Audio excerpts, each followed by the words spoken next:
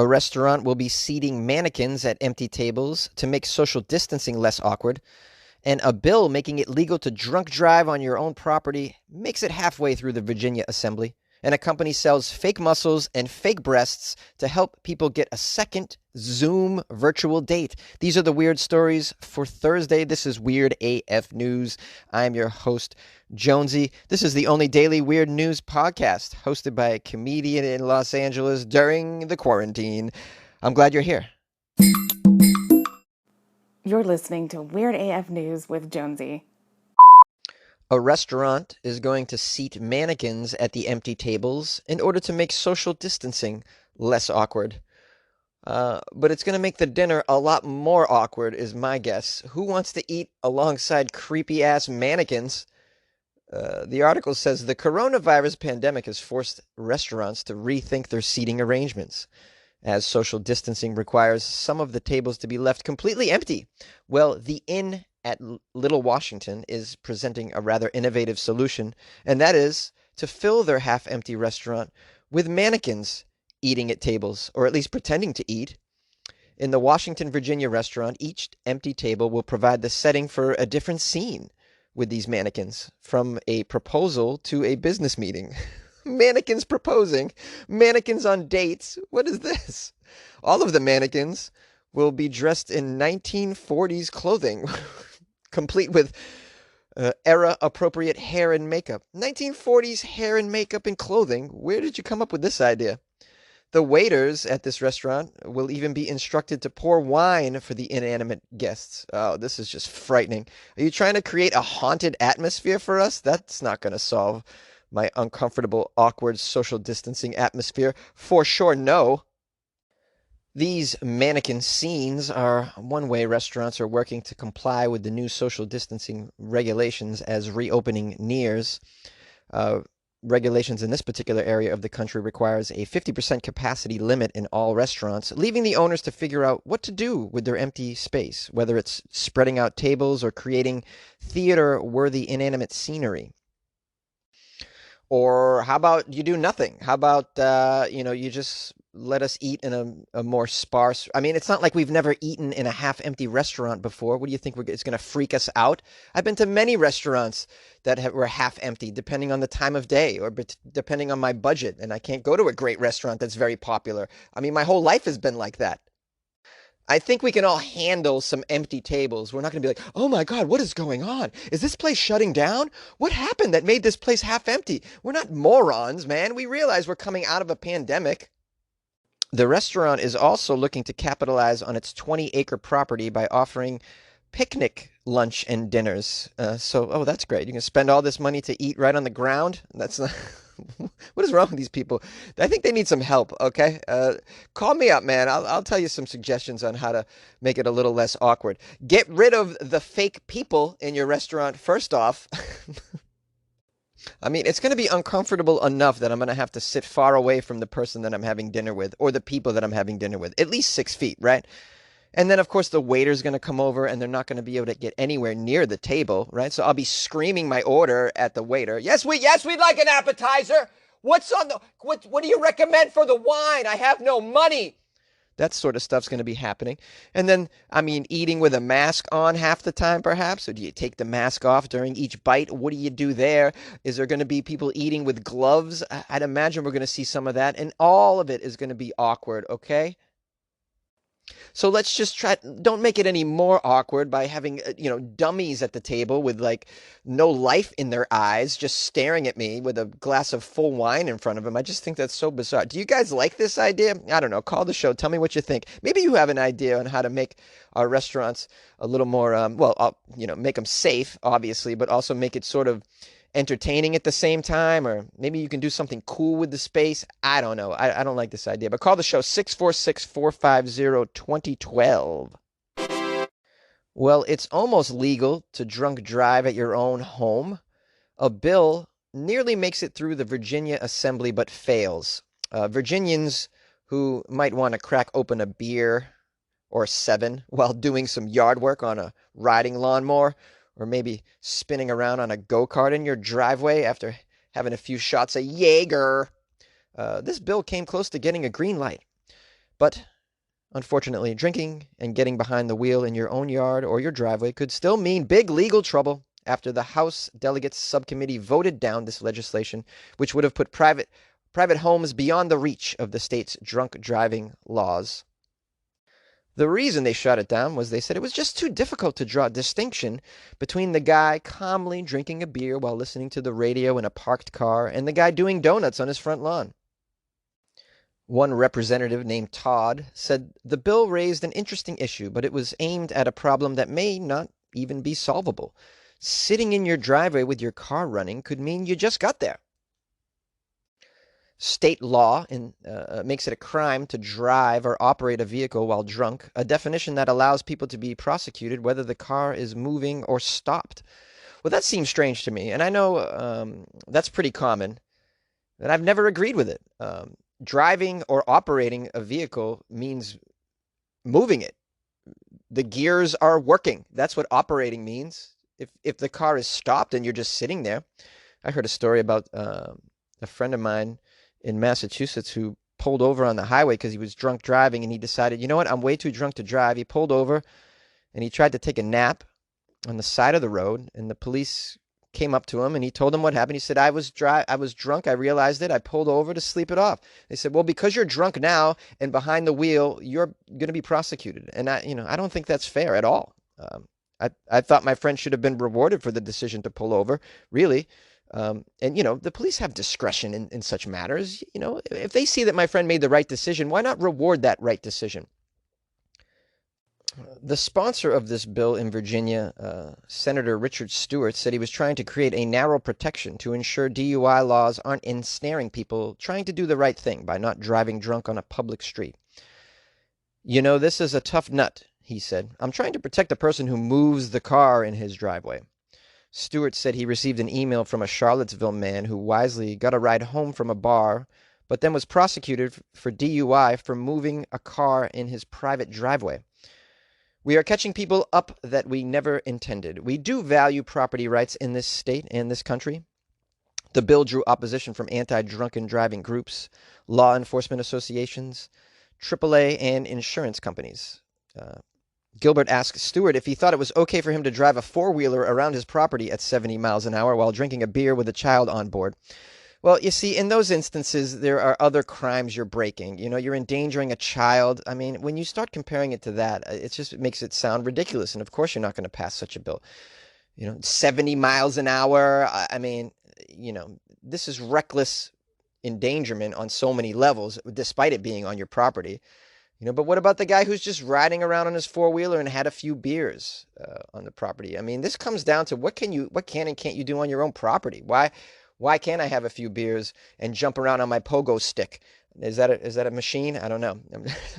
I mean, if I got a go-kart and I want to have a few shots of tequila and spin around, it's my property. If I'm not hurting anybody else, I don't understand why this is a problem. It's a very tricky situation, and it's a story I wanted to do because it's so tricky, and it really has nothing to do with the virus. So I thought we'd talk about something else for a change. But I would love to hear from you weirdos what you think about this. Call the show, 646-450-2012. Shall you? You like podcasts? You're listening to my podcast. Maybe you thought to yourself, I'd like to make a podcast. Too difficult. No, not with Anchor. Anchor has free creation tools that allow you to record and edit your podcast from your phone or your computer. Anchor distributes your podcast to Apple, Spotify, Stitcher, and more. They have advertising integration, so you can even make a little money off your podcast. Everything you need to make a podcast in one place. Download the free Anchor app or go to anchor.fm to get started. And good luck with your podcast. Good luck with your creation. Good luck with your life, man. A company is selling fake muscles and fake boobs to help people get a second Zoom date during the pandemic. The coronavirus situation suspended us all in what's been dubbed a new normality. Emerging from this state of isolation in particular is the brave new world of virtual dating, many times via Zoom. With a slew of new portals, avenues, and frustrating dating terms to weave into the lexicon, finding love during lockdown has created a unique series of challenges and expectations pertaining to the pandemic. However, love in a time of coronavirus is not all lost, but it has been thrust into a state of obscurity as one company sells fake muscles and fake boobs to help people land a second date. Preparing for your virtual date uh, obviously demands some effort, right? You want to look good. Put a little makeup on. No need for the deodorant, I find. Don't waste that cologne or perfume. You're not going to need that. It's a virtual date, but you want to make sure you look good. I find it's more helpful to make sure your lighting is good. Yeah. Now, I'm not going on Zoom dates. I just know a lot about shooting video and doing self tapes as an actor, and I know the lighting is so important. So if you have a Zoom date tonight, yeah, spend some time on your shirt. I mean, that's all you're going to see. You could actually go pantsless to a Zoom date, so you don't have to worry about your pants. But pick out a nice shirt and get your makeup and hair done. But the lighting so important, I find. And then also clearly you want to order some fake breasts and fake muscles to just to completely lie during your Zoom date, right? Why not just lie completely, right? This is what it's about, right? This is terrible. The American sporting goods company Sportarly is selling fake muscle suits and fake breast implants for these Zoom and virtual dates.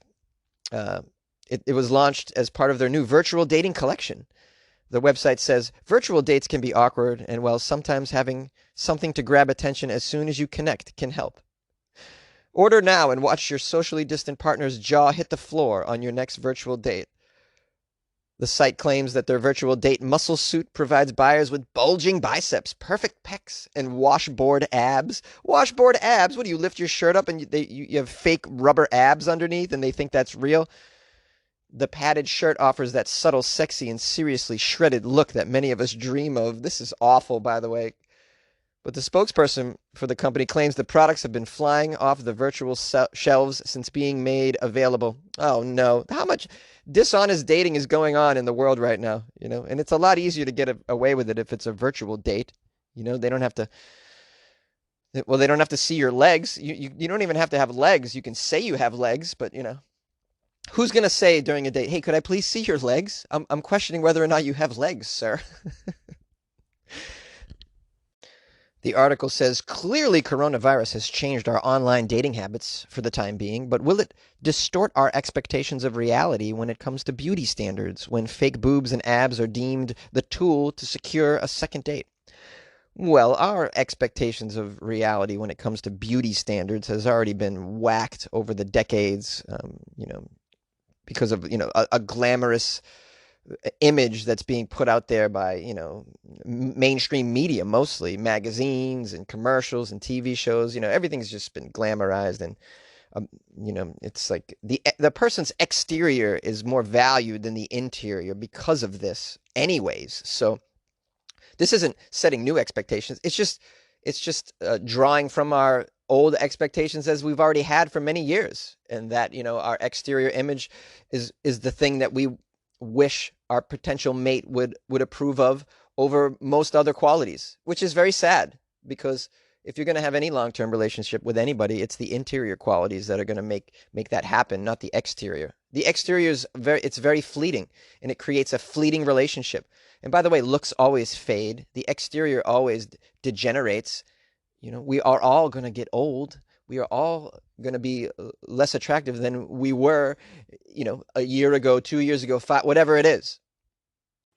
And what's sad about the whole thing is these virtual dates on Zoom, they actually open the door for like a real connection, because you can't be distracted by the sex because you're not having any physical contact with the person if you have a Zoom date. And in the dating world, you can quickly jump into sex, and then that just clouds everything else. It clouds your judgment on who this person really is, and therefore, the Zoom dating, it's a shame. It's an opportunity here to really get to know somebody over time. All you can really do over Zoom is talk and get to know them, and that's so important. And so why just ruin it by putting up some fake boobs or a fake muscles? I mean, it seems ridiculous to me, but maybe I'm wrong. Maybe I'm too old school and traditional here. I don't know. Call me up. Tell me what you think of this. If you like podcasts, check out Spotify. You can listen to all your favorite artists and podcasts in one place for free. You don't even need a premium account. Spotify has a huge selection of podcasts on every topic, including this one that you're listening to right now. And you can easily share what you're listening to with friends on Instagram as well. So download the Spotify app, search for your favorite podcast, and also make sure to follow Weird AF News and never miss an episode. Yes, download Spotify and make your life easier. Weird, weird, weird. Weird AF News. Hey, it's the host of Weird AF News, Jonesy. I sometimes sing. I'm sorry if you hate it. I want to thank Tom, who wrote me a review on Amazon. It made me smile today. He wrote, all I have to say is, WTF, why aren't there 100% all 5 stars for this podcast? I have been listening for a good while now, and I have Weird AF News as the first news podcast for my daily listen during the weekdays. Jonesy is sure to bring you something interesting, some interesting weird news with a comedian's insight. And Fridays are a special treat with Weird Florida Fridays. You should give this podcast a try. My man Tom, 5 stars for Weird AF News, and I thank you so much, buddy. You made my day. And I was wondering the same thing you were. Why isn't it all 5 stars? I only have 3.8 rating out of 5. I have nightmares about this.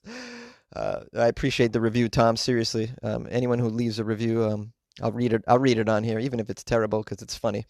I so appreciate anybody's effort to help with the podcast, be it leaving a review on iTunes or Amazon, or maybe just telling a friend or a relative that they should check out the show. Why not? It's all helpful, and I appreciate it. You can also help the show by throwing Jonesy a little bit of cash via the Patreon. It's not very much money. Well, you have choices of levels of money, if you'd like. As little as $2 a month, which is really just like, it's not even a cup of coffee these days, right? It's like a third of a cup of coffee at the Los Angeles prices anyways. So yeah, buy Jonesy a third a cup of coffee a month on the Patreon, and you get to listen to some bonus episodes and download my comedy album for free and all of that. It's pretty cool, but check it out, patreon.com/weirdafnews. And always, I love to hear from the listeners and fans of the show. You can always reach out to me on my email, funnyjones@gmail.com. Maybe you have a weird story you came across, you want to send it to me, or maybe you just want to tell me that you hate my singing. Yeah, send it on over. It's totally cool. A few people have asked for my address because they want to send me a gift, and I'm okay with that too. Just don't send me liquid coronavirus. Just please, don't kill me. I would appreciate that. Also, on Instagram and some of the other social medias, that's the place where you can follow my life. I post a lot of photos and videos on the Instagram especially. It's at FunnyJones if you want to check that out. And on Twitter also at FunnyJones. And on Facebook it's Comedian Jonesy.